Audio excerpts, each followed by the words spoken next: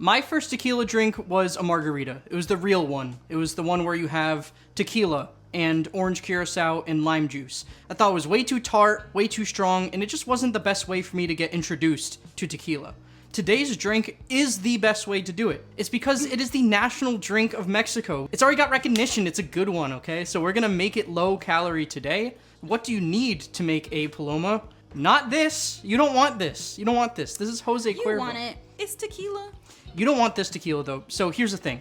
In tequilas, you're looking out for it to be 100% de agave. This is called a mixto, which means it's comprised of multiple different ways to get the distillate.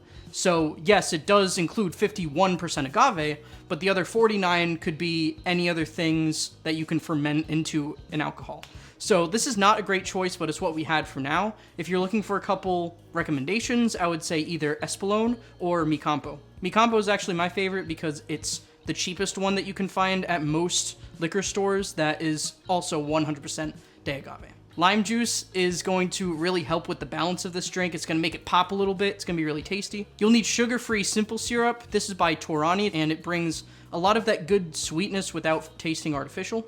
You'll need club soda, and the star of the show is fresh grapefruit. Now, a lot of people make the Paloma with just tequila and grapefruit soda. Grapefruit soda has sugar, which means it's gonna be higher in calorie. Also, it doesn't really taste like grapefruit. I have a problem with that. You wanna taste a real grapefruit. However, big problem with getting juice out of this is that it's massive. I don't know if you see that, and do you even see the thing? No. So I suggest cutting it into quarters first. Okay, so we're gonna cut right down the middle first. Don't do that, miss. That scared me. Look at my kitchen skills. I learned from the bear that you're supposed to hold it here instead of like by the handle. Like this gives you more control or something. So now I'm gonna eighth it. I think I'm the first person to say I'm gonna eighth a fruit. I'm sure you are. So now you have your eighth in there. I'm gonna turn it to the side. Look how much juice is about to come out. Wow. I should have said this first before I started juicing. You can juice this just by squeezing it with your hand if you cut it in half. I wouldn't recommend it because it gets everywhere, but you could do it if you wanted. This has to be the world's juiciest grapefruit, dude. Wife face reveal at 1 million sub, guys. Yeah. So if you want to see her gorgeous, beautiful face, you gotta sub. You guys are all like, oh, we're only at 50. I'm an ambitious lady. We have visions of grandeur in the future. And if any of you are anything like me, you'll get us to 1 million subs. Yep. Don't drink it if you're on certain medications. Let's make a low-calorie Paloma. Add ice to your glass. Side note, by the way, 5 3/4 or like 6 ounces of juice in that one grapefruit. That's crazy. She doesn't mess with me the way that she messes with me, dude. Abby. You'll need 2 ounces of tequila blanco, 3/4 ounce grapefruit juice, 1/2 ounce of lime juice, 3/4 ounces simple syrup, sugar-free. And stir. Nah. Add a little more ice. Yeah, it's good. Okay. And stir. No. Okay, that's a little extra. You should not do this in practice. And then 2 ounces of soda water. And stir. No. Yeah, no, you're right. I'm kidding.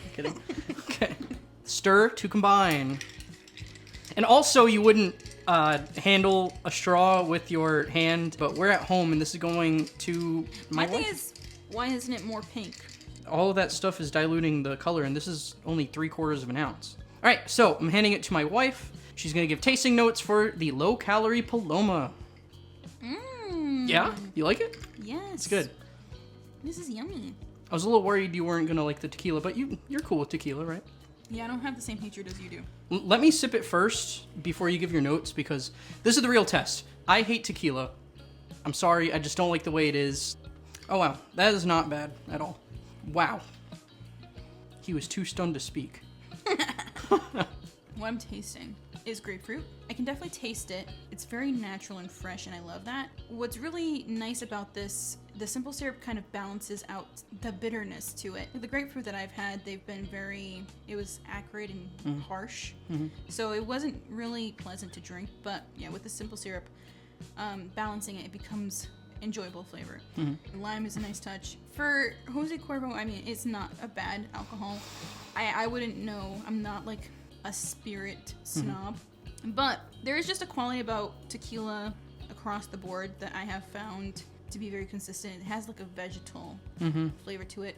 I don't mind it because it kind of tastes like eating celery. Celery is a really interesting way to describe it because I've never thought of that before, but that is totally an accurate way to describe. All right, so that is the way that I would recommend you to make it at home if you've never made a drink before. If this is your first tequila drink, that's the best way to do it. Just throw everything in the glass. So we're going to shake it now, see if that has any flavor difference. We are putting the other one to the side, so it is ready to go.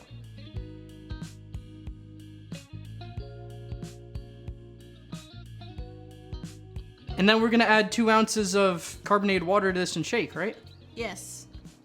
No! Let's see if it goes boom boom. No, I don't want to test it. I don't want to test it. I don't want to. Okay. No. Add ice to your shaker and shake for 10 seconds. I'm getting better at that. One of these broke the other day. I was doing dishes and a bowl fell on it. You're gonna dump this into your glass.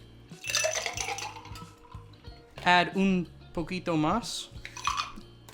Qué bien. And then 2 ounces of club soda.